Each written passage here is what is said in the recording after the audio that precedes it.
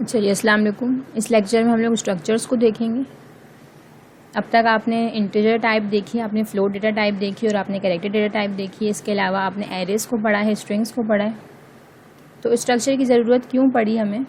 अगर आप अपने व्हीकल को रिपेयर करवाने जाते हैं किसी मैकेनिक के पास और उसकी एक्सपर्टीज़ सिर्फ एक ही व्हीकल को रिपेयर करने में है, तो क्या वो मैकेनिक एक्सपर्ट कहलाएगा अपनी फील्ड में? बिल्कुल इसी तरीके से अगर सी लैंग्वेज भी सिर्फ इंटीजर डेटा टाइप को अलग से डील कर सकती, फ्लोट को अलग से और कैरेक्टर को अलग से, तो अब तक सी लैंग्वेज इतनी पॉपुलर ना होती। इसकी वजह यही है कि सी लैंग्वेज में हमें एक और डेटा टाइप इंट्रोड्यूस करवाएगी जिसके अंदर आप इंटीजर, फ्लोट और कैरेक्टर तीनों को एक साथ भी डील कर सकते हैं। क्योंकि जब हम रियल वर्ल्ड डेटा के ऊपर काम करते हैं तो हम छोटे आइटम्स ऑफ इन्फॉर्मेशन पे काम नहीं कर रहे होते। लाइक हमारे पास सिर्फ ऐसा वेरिएबल नहीं आ रहा होता जो सिर्फ इंटीजर उसमें वैल्यू सेव हो या सिर्फ कैरेक्टर हो, बल्कि रियल वर्ल्ड में आपके पास फॉर एग्जांपल आप कलेक्शन ऑफ थिंग्स के ऊपर काम करते हैं जिनके अपने एट्रीब्यूट्स होते हैं। फॉर एग्जांपल अगर आप एक बुक की इन्फॉर्मेशन को स्टोर करवा रहे हैं तो बुक की अपना टाइटल होगा, बुक की ऑथर नेम होगा, बुक का कॉल नंबर होगा, पब्लिशर नेम होगा, नंबर ऑफ पेजेस होंगे, डेट ऑफ पब्लिकेशन होगा। तो अब बुक के ये तमाम एट्रीब्यूट्स होंगे, उन तमाम एट्रीब्यूट्स की डेटा टाइप डिफरेंट होगी। फॉर एग्जांपल टाइटल को सेव करवाने के लिए आपने क्या रखना है, आपको उसके लिए स्ट्रिंग डेटा टाइप चाहिए होगी। अगर आपने ऑथर नेम सेव करवाना है उसके लिए आपको चाहिए स्ट्रिंग। कॉल नंबर के लिए आपको इंटीजर चाहिए। तो एक बुक की इन्फॉर्मेशन में सिर्फ एक वेरिएबल में अगर सेव करवाना चाहूँ तो मेरे पास इंटीजर, फ्लोट या कैरेक्टर से अब मेरा काम नहीं हो सकता। तो उसके लिए मुझे ऐसी डेटा टाइप चाहिए जो मिक्स डेटा टाइप्स को क्या कर सके, हैंडल कर सके। सो इन कलेक्शंस को डील करने के लिए सी ने हमें एक और डेटा टाइप दी है जिसका नाम क्या है, स्ट्रक्चर। स्ट्रक्चर में क्या होता है, it contains number of data types group together. Different data types को आप क्या करते हैं, ग्रुपिंग करवा लेते हैं और वो सेम भी हो सकती है और सेम नहीं भी हो सकती है। ठीक है, तो हमने अब तक क्या देखा था कि नॉर्मल ऑर्डिनरी वेरिएबल्स एक पीस ऑफ इन्फॉर्मेशन सेव करवा सकते हैं। फिर हमने देखा एरे में आप number of pieces of information save करवा सकते हैं, मोर देन वन, लेकिन डेटा टाइप उनकी सेम होती थी। अब हम आ गए स्ट्रक्चर के ऊपर। स्ट्रक्चर में एक और वैरायटी ऑफ सॉल्यूशन आपको मिल गया और इसमें आप क्या कर सकते हैं, collection of dissimilar data types को भी आप सेव करवा सकते हैं। तो ये मेजर डिफरेंस हो गया। नॉर्मल वेरिएबल में आप सिर्फ एक वैल्यू सेव करवा रहे थे, एरे के अंदर आप पीस ऑफ इन्फॉर्मेशन सेव करवा रहे थे, मोर देन वन वैल्यूज थी लेकिन सेम डेटा टाइप की। और स्ट्रक्चर का क्या फ़ायदा ये हो गया कि अभी भी आप more than one value save करवा रहे हैं लेकिन अब वो डिसिमिलर डेटा टाइप्स की भी हो सकती हैं। तो फॉर एग्जांपल अगर आपने एक बुक का डेटा सेव करवाना है तो आपने उसका नेम सेव करवाएंगे, वो आप एक स्ट्रिंग बनेगी। आप उसकी प्राइस सेव करवाएंगे, वो फ्लोट होगा। और अगर नंबर ऑफ पेजेस आपने सेव करवाने हैं तो वो क्या होगा, इंटीजर होगा। तो इसका मतलब है कि मुझे क्या करना है, अब डिफरेंट डेटा टाइप्स के साथ डील करना है। और इसी तरह की अगर आपने 3 बुक्स का डेटा सेव करवाना है तो फिर मेरे पास 2 अप्रोचेज होंगी। एक तो ये कि मैं इंडिविजुअल एरेज बनाऊँ, एक में तमाम तीनों बुक्स के नेम सेव करवा दूँ, एक में तीनों की प्राइजेस सेव करवा दूं और एक में क्या करूं, तीनों के नंबर ऑफ पेजेस सेव करवा दूं। एक अप्रोच ये तो मुझे 3 एरेज बनानी होंगी।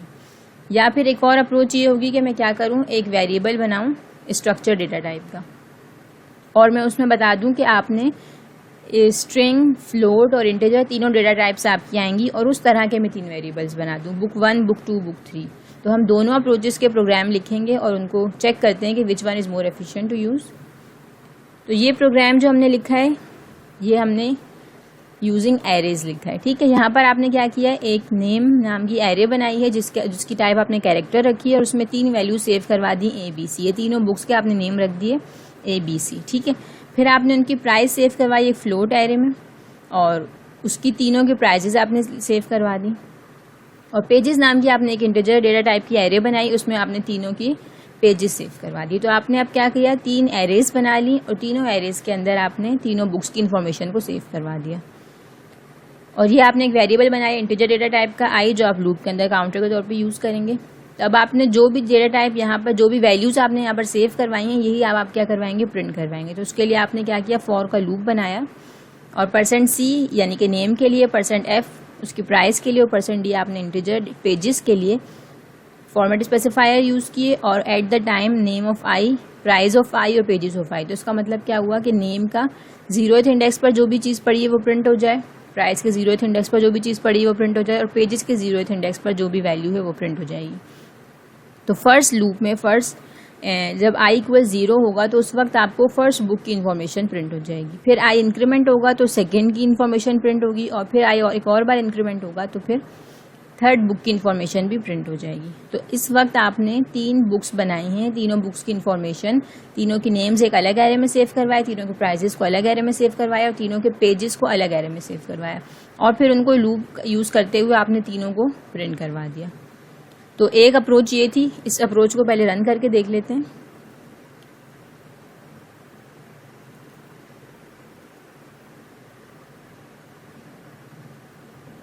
तो ये प्रोग्राम यहाँ पर लिखा हुआ है, इसे रन करके चेक करते हैं if it is working fine और नॉट।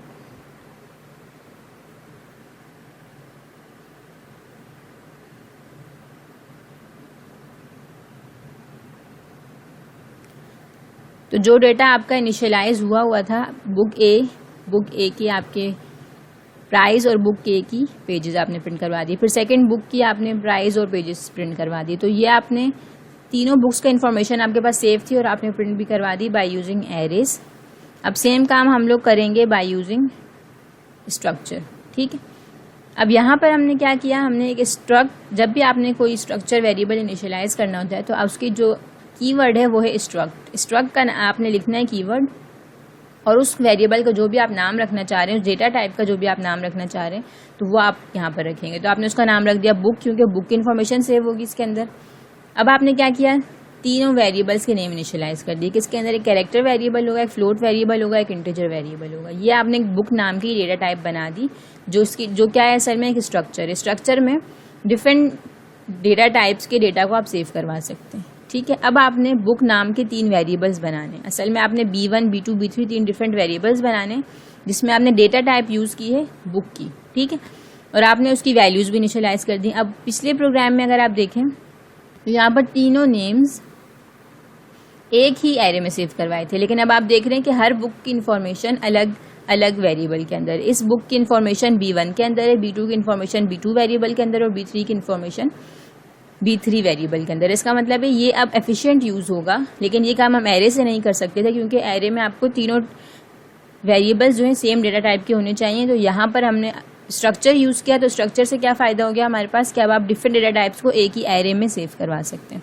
तो जब भी आपने उसकी वैल्यूज़ को इनिशियलाइज करना है तो आपने ये ऊपर डेटा टाइप बना ली अपनी, उसके बाद आप यूज़ करेंगे स्ट्रक्ट का कीवर्ड, उसका नाम लिखेंगे और जो आप नया वेरिएबल बना रहे हैं उसका नाम आपने रखना है। तो B1, B2, B3 मैंने 3 वेरिएबल्स बनाए, उसकी वैल्यूज़ को इनिशियलाइज कर लिया।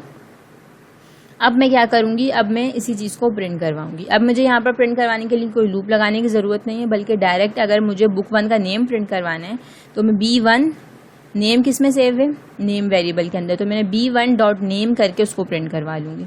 मुझे B1 के पेजेस प्रिंट करवाने में B1 डॉट पेजेस करके प्रिंट करवा लूँगी। प्राइस प्रिंट करवानी है B1 डॉट प्राइस करके प्रिंट करवा लूँगी। तो ये तरीका होता है आप अगर किसी स्ट्रक्चर वेरिएबल की एलिमेंट्स को एक्सेस करना चाहें। अभी हमने क्या किया, B1 बुक B1 हमारे पास डेटा था सारा, हमने उसका नेम प्रिंट करवाना है B1 डॉट नेम कर लिया। B2 का नेम प्रिंट करवाना है B2 डॉट नेम। तो यहाँ पर आप एरेज में आप स्क्वायर ब्रैकेट्स यूज़ करते थे और साथ में अंदर इंडेक्स लिखते थे। यहाँ पर आप क्या करेंगे, डॉट करके उसके अंदर वाले जितने भी एलिमेंट्स हैं B1 के तीनों एलिमेंट्स एक्सेस कर सकते हैं, B2 dot name, B2 dot price and B2 dot pages. और इसी तरीके से आप B3 के एलिमेंट्स को भी एक्सेस कर सकते हैं, B3 dot name, B3 dot price and B3 dot pages. तो अब यहाँ पर आपको लूप लगाने की ज़रूरत नहीं है, आपने डायरेक्ट वेरिएबल का नाम लिखा और डॉट के बाद आपने उसके एलिमेंट का नाम लिख दिया। तो अब आप इसी प्रोग्राम को भी देखते हैं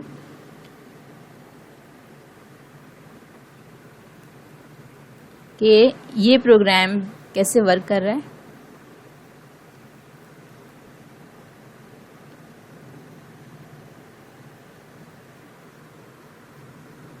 तो इस प्रोग्राम का आउटपुट भी सेम है बिल्कुल। आपने बुक 1 की इन्फॉर्मेशन प्रिंट करवा दी, बुक 2 की इन्फॉर्मेशन प्रिंट करवा दी, बुक 3 की।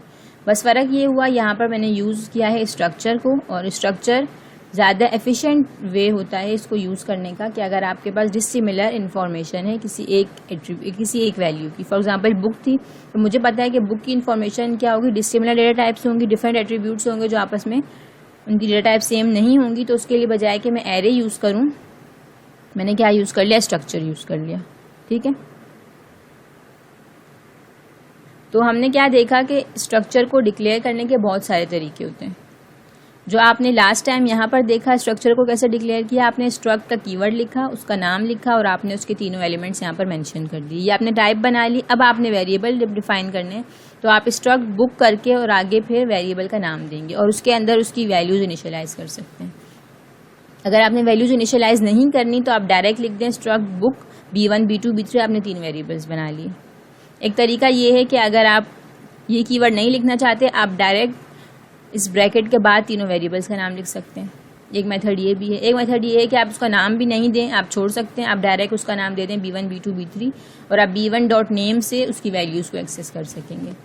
और ये फोर्थ वो मेथड है जो अभी हमने देखा, जिसके अंदर आपने क्या किया था, डेटा टाइप भी ऊपर डिफाइन की, आपने वेरिएबल भी इनिशियलाइज किया और उसकी वैल्यूज़ भी वहीं पर आपने मेंशन कर दी। तो इन चारों में से जो मेथड आपके लिए सूटेबल हो आप उसको यूज़ कर सकते हैं। अच्छा, स्ट्रक्चर को इनिशियलाइज या डिक्लेयर इस तरह से किया जाता है। स्ट्रक्चर के एलिमेंट्स को किस तरह से एक्सेस करते हैं। एरे में आपने पढ़ा था कि आप यूजिंग सबस्क्रिप्ट ही काम करते हैं। स्ट्रक्चर में आप क्या यूज़ करते हैं, डॉट ऑपरेटर यूज़ करते हैं। तो अगर आपने जो पिछले प्रोग्राम में अगर हमने बुक के पेजेस को एक्सेस करना है तो हमने कैसे यूज़ किया, एक्सेस किया था उसको B1 डॉट पेजेस डॉट करके आप यूज़ करेंगे। प्राइस आपने एक्सेस करनी है तो आप B1 डॉट प्राइस करके रेफर करेंगे उसको। तो डॉट से पहले क्या आना चाहिए, स्ट्रक्चर का वेरिएबल, और डॉट के बाद क्या आना चाहिए, स्ट्रक्चर का एलिमेंट। तो ये मेथड होता है किसी भी स्ट्रक्चर के एलिमेंट्स को एक्सेस करने के लिए। अब ये स्ट्रक्चर मेमोरी में किस तरीके से स्टोर होते हैं, बिल्कुल जिस तरह एरे कंटेजियस मेमोरी लोकेशन पे स्टोर होती है, आपके स्ट्रक्चर के एलिमेंट्स भी कंटेजियस मेमोरी लोकेशन पर सेव होते हैं।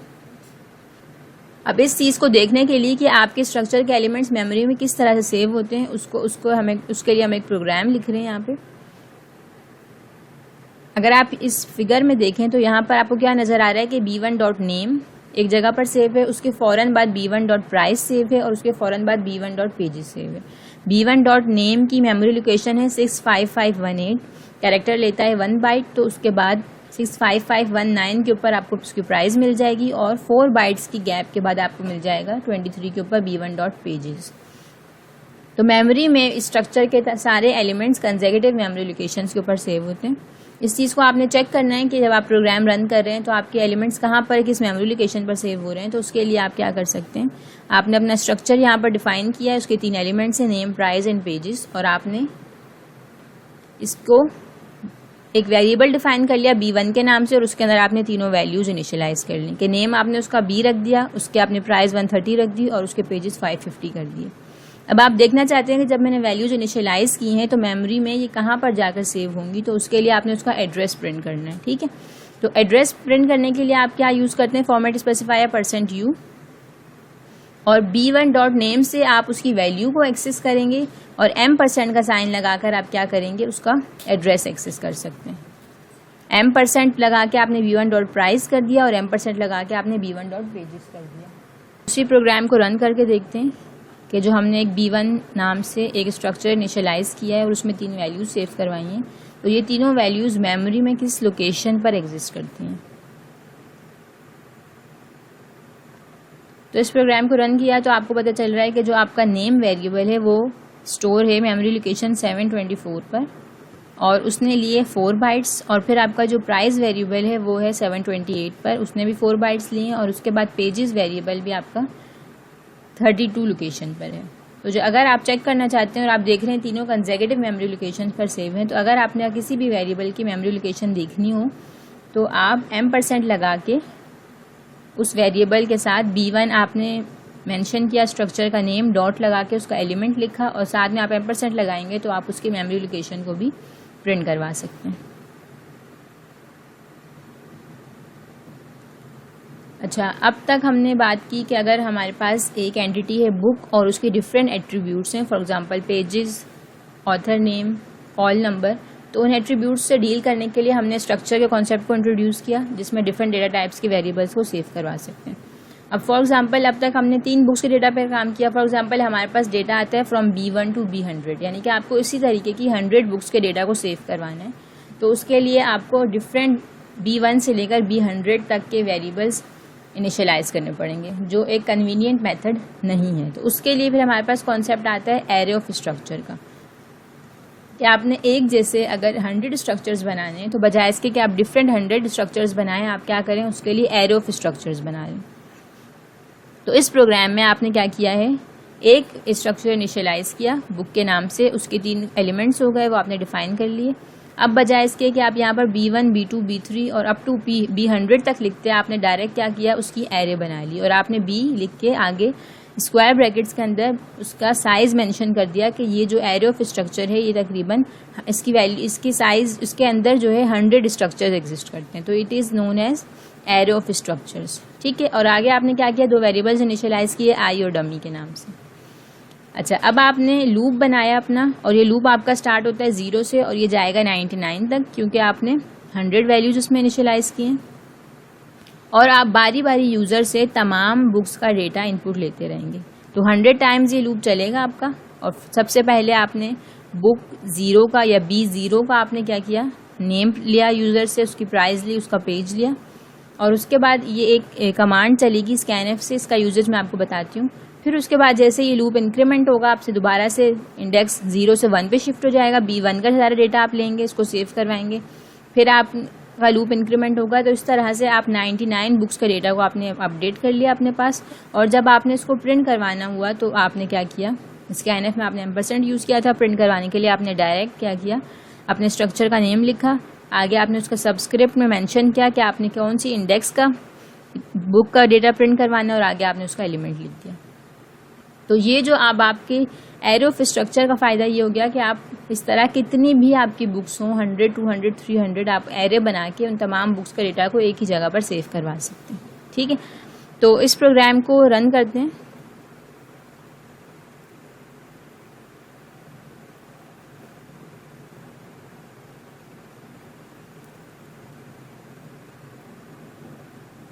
अच्छा, अब यहाँ पर मैं 100 को कैंसिल करके इसको छोटा कर रही हूँ, 5 कर रही हूँ इसके साइज़ को, ताकि सिर्फ 5 बुक्स का डेटा एंटर करना पड़े, नहीं तो बहुत लेंथी हो जाएगा।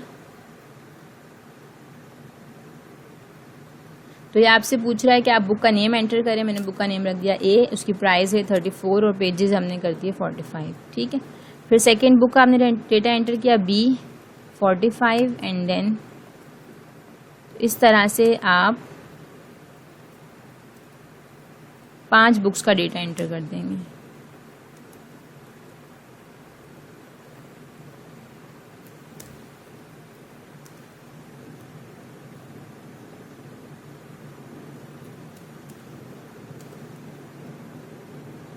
तो ये इसने आपसे पहले डेटा लिया 0, 1, 2, 3, 4, 5 तक ये चला आपका लूप, और उसके बाद इसने उस डेटा को प्रिंट करवा दिया, बुक का नेम प्रिंट करवाया, बुक की प्राइस प्रिंट करवाई और बुक के नंबर ऑफ पेजेस प्रिंट करवा दिए। ठीक है, तो ये प्रोग्राम आपका सही चल रहा है। बस अब ये आपने क्या किया था कि आपने एक एरे इनिशियलाइज की B के नाम से, और उसके अंदर आपने एलिमेंट्स अपने सेट कर दिए। अच्छा, अब इसमें एक एक्स्ट्रा कमांड आपको नज़र आ रही होगी। आपने क्या किया, जब यूज़र से एक बुक का डेटा आपने लिया तो फिर आपने स्कैनएफ की एक और कमांड चलाई है, जिसको आपने लिखा %C, और इनिशियलाइज आपने उसको इंटीजर टाइप से किया था, और आपने उसमें वैल्यू को सेव करवाया। तो इसकी ज़रूरत आपको कब पड़ती है, जब आपने इंटीजर के बाद कोई कैरेक्टर वैल्यू आप इनपुट लेते हैं, तो जब आप एंटर प्रेस करते हैं तो एंटर का कैरेज रिटर्न की जो वैल्यू होती है वो अपने पास सेव करवा लेता है और उसी को कंसिडर कर लेता है नेक्स्ट वैल्यू के लिए। तो यहाँ पर आप क्या करेंगे, उस चीज़ को अवॉइड करने के लिए आपने डमी वेरिएबल बनाया। डमी वेरिएबल आप जब आप एंटर प्रेस करेंगे तो उसका कैरेज रिटर्न की जो वैल्यू होगी वो डमी में जाके सेव हो जाएगी।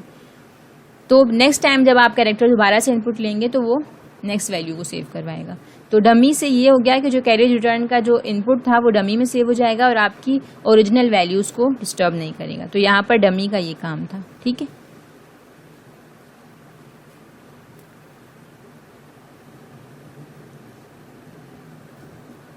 तो यहाँ पर लिखा हुआ है कि आप क्या करें, इस इशू को रिजॉल्व करने के लिए डमी कैरेक्टर वेरिएबल बना लें और उसका कैरेज रिटर्न आपका सेव हो जाएगा और ये वैल्यू आपको कभी यूज़ करने की ज़रूरत नहीं पड़ेगी। ये सिर्फ अपने प्रोग्राम की एफिशिएंसी को इंक्रीज़ करने के लिए, अपनी वैल्यूज़ कहीं आपकी लूज़ ना कर जाएं, क्योंकि वो कैरेज रिटर्न को भी आपकी एरे में सेव करवा देगा। तो उस चीज़ को अवॉइड करने के लिए आपने यहाँ पर डमी वेरिएबल बनाया।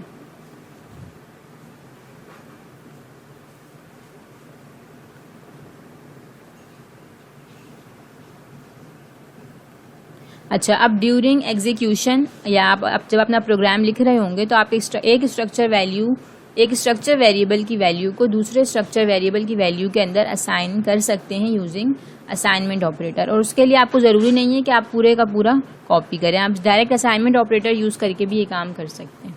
तो इस चीज़ को देखने के लिए आपने क्या किया, एक एम्प्लॉय नाम का एक आपने स्ट्रक्चर वेरिएबल बनाया, ठीक है, और E1 के अंदर आपने कुछ वैल्यूज असाइन कर दी। आपने उसका नेम लिखा एम्प्लॉय का, आपने उसकी एज लिख दी और आपने उसकी सैलरी लिख दी।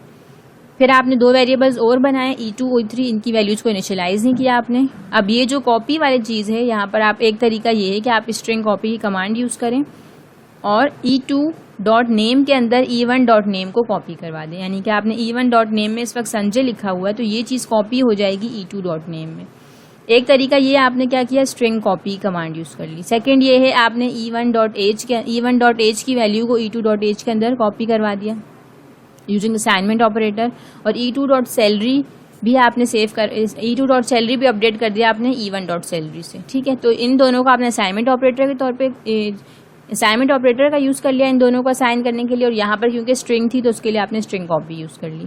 अब बजाय इसके कि ये आप क्या करें, 1 बाय 1 सारे एलिमेंट्स को कॉपी पेस्ट करवाएं, आप डायरेक्ट क्या कर सकते हैं, E2 को कम्प्लीटली E3 के अंदर कॉपी पेस्ट करवा सकते हैं। तो यहाँ पर जो भी E2 के अंदर वैल्यूज़ थी सारी की सारी कॉपी हो गई E3 के अंदर। तो ये सेकेंड मेथड है जहाँ पर आप क्या करते हैं, बजाय इसके कि आप character element by element copy paste करवाएं, आप डायरेक्ट पूरे का पूरा स्ट्रक्चर वेरिएबल कॉपी पेस्ट करवा सकते हैं। अब इस चीज़ को वेरीफाई करने के लिए कि मेरे पास क्या आपकी कॉपी पेस्टिंग हो गई है, तो आपने E1.name, एज, सैलरी, E2 और इस तरह E3 के सारे डेटा को प्रिंट करवाया और चेक कर लिया कि मेरी ये कॉपी पेस्टिंग सही से हो गई है या नहीं हुई है। तो इस चीज़ को चला के चेक कर लेते हैं।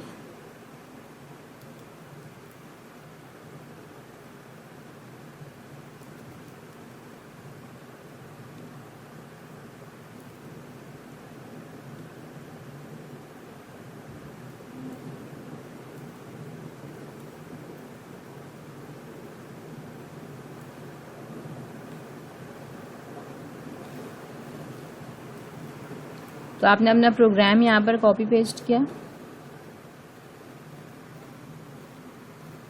अब जब मैंने इसको रन किया तो मुझे क्या नज़र आ रहा है, E1 के अंदर भी वही डेटा है, E2 के अंदर भी वही डेटा है, E3 के अंदर भी वही डेटा है। तो इसका मतलब है चाहे आप element by element copy paste करें या फिर आप पूरे का पूरा वेरिएबल पेस्ट कर दें, दोनों तरीक़ों से आपकी कॉपी पेस्टिंग हो जाएगी, ठीक है।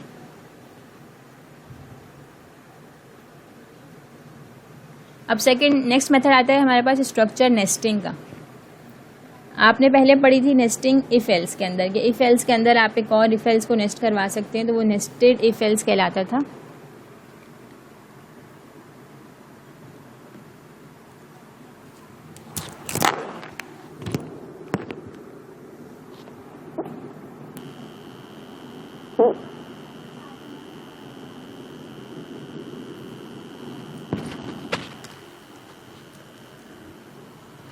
तो अब यहाँ पर हम करेंगे स्ट्रक्चर नेस्टिंग, यानी कि एक स्ट्रक्चर को दूसरे स्ट्रक्चर के अंदर नेस्ट करवाएंगे।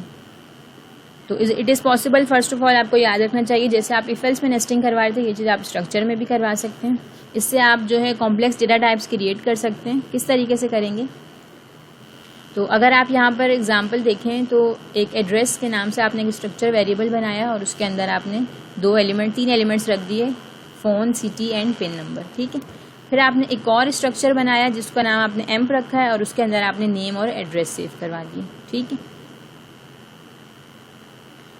अच्छा, अब यहाँ पर एक चीज़ आप नोट करें अगर, तो आपने यहाँ पर तीनों डेटा टाइप्स क्या थी, कैरेक्टर, इंट। सेकेंड जब आप बना रहे हैं तो यहाँ पर आपने कैरेक्टर डेटा टाइप से एक नेम बनाया, यानी आपने एक स्ट्रिंग डिफाइन की इधर, और सेकेंड आपने एक स्ट्रक्ट वेरिएबल यहाँ पर बनाया है जिसका नाम आपने एड्रेस रखा, यानी कि वो एड्रेस स्ट्रक्चर लिया आपने ऊपर से और उसका वेरिएबल नाम आपने रख दिया ई। तो क्या किया आपने, इस पूरे के पूरे स्ट्रक्चर को, एड्रेस नेम के स्ट्रक्चर को आपने इस स्ट्रक्चर के अंदर उसकी नेस्टिंग करवा दी, यानी कि इस एम्प के अंदर अगर आप देखें तो एक और स्ट्रक्चर वेरिएबल पड़ा हुआ है एड्रेस, जिसका नाम आपने क्या रख दिया, ए। तो ये चीज़ कहलाती है कि नेस्टिंग ऑफ स्ट्रक्चर। एक स्ट्रक्चर को दूसरे स्ट्रक्चर के अंदर आपने उसकी नेस्टिंग करवाई है। अब इसकी वैल्यूज़ कैसे डिफाइन होती हैं, आपने एम्प की वैल्यूज इनिशियलाइज कर रहे हैं, एक वेरिएबल बनाया आपने ई के नाम से, उसमें आपने नेम रख दिया, और आपको पता है कि ए के अंदर 3 और हैं, ए के अंदर फ़ोन है, सिटी है, पिन है। तो फ़ोन नंबर आपने यहाँ पे रख दिया, सिटी लिख लिया आपने और पिन नंबर आपने दे दी, ठीक है। इस तरीके से आपने क्या किया, हालांकि इसमें देखने में आपको 2 एलिमेंट्स नज़र आ रहे हैं, लेकिन एड्रेस ए के अंदर आपको फर्दर 3 वेरिएबल्स या 3 एलिमेंट्स और मिलेंगे, तो उनकी वैल्यूज़ भी आपने इनिशियलाइज करी। अब आप इसको प्रिंट कैसे करवाएंगे, आपने नेम प्रिंट करवाना है, फ़ोन नंबर प्रिंट करवाना है। नेम आपने कैसे एक्सेस किया, डायरेक्ट e.name करके आपने उसको एक्सेस कर लिया। फ़ोन एक्सेस करने के लिए आप क्या करेंगे, ई के अंदर जाएंगे ए में और ए के अंदर जाएंगे आप फ़ोन के अंदर, तो e.name.e.a.phone से आप क्या करेंगे, फ़ोन प्रिंट करवाएंगे। सिटी प्रिंट करवाना है या पिन प्रिंट करवाना है, उसके लिए आप क्या करेंगे, e.a.city और e.a.pin। तो ये एक स्ट्रक्चर के अंदर दूसरा स्ट्रक्चर है, फिर उसके अंदर उसका एलिमेंट है, तो ये चीज़ कहलाती है आपकी नेस्टिंग ऑफ स्ट्रक्चर्स। ठीक है, तो इस प्रोग्राम को भी एक बार रन करके देख लेते हैं।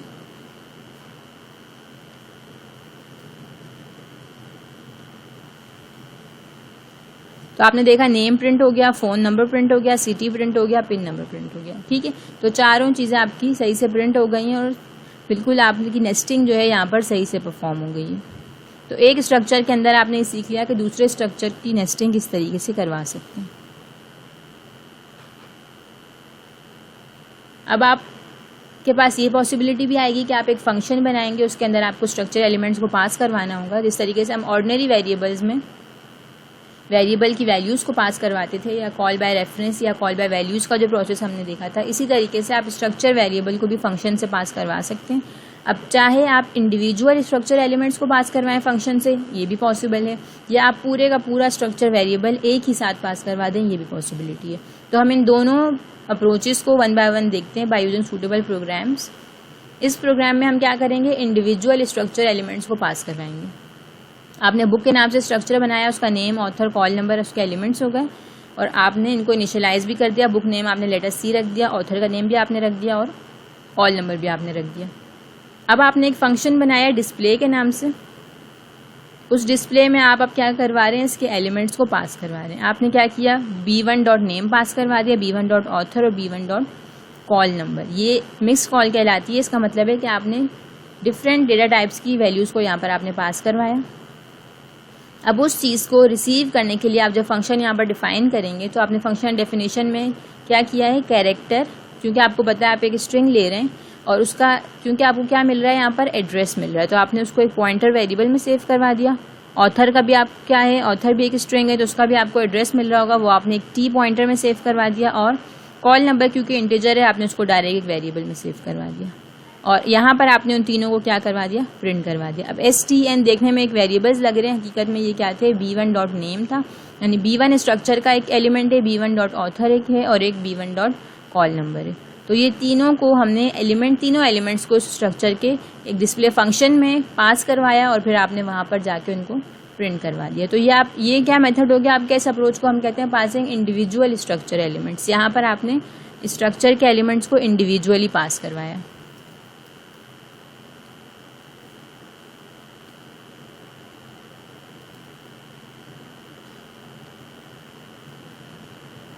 तो तीनों चीज़ें यहाँ पर सक्सेसफुली पास हो गई हैं। आपने नेम भी प्रिंट हो गया, आपका ऑथर नेम भी प्रिंट हो गया और उसका कॉल नंबर भी प्रिंट हो गया।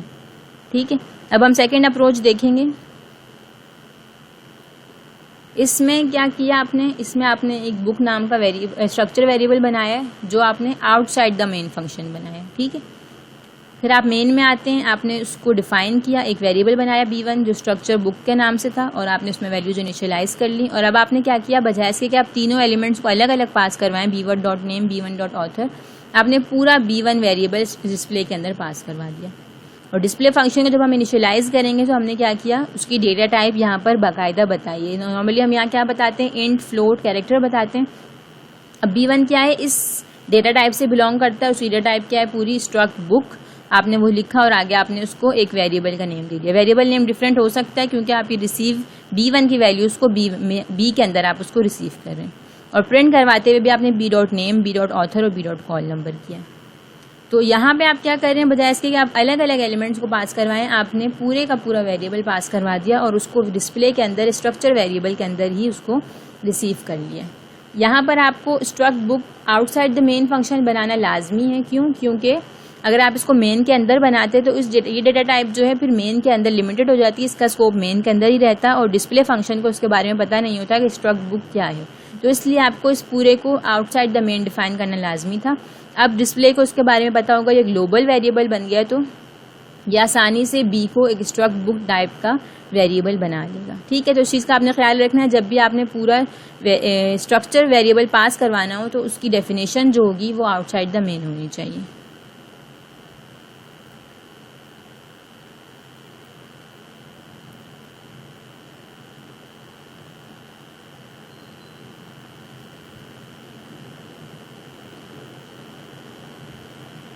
ये प्रोग्राम भी सही से वर्क कर रहा है। यहाँ पर आपने बस डिफरेंस क्या हुआ पिछले प्रोग्राम से और इस प्रोग्राम में कि यहाँ पर आपने पूरे का पूरा स्ट्रक्चर वेरिएबल पास करवाया और उस पूरे की वैल्यूज़ को यहाँ पर आपने प्रिंट करवा दिया। ठीक है,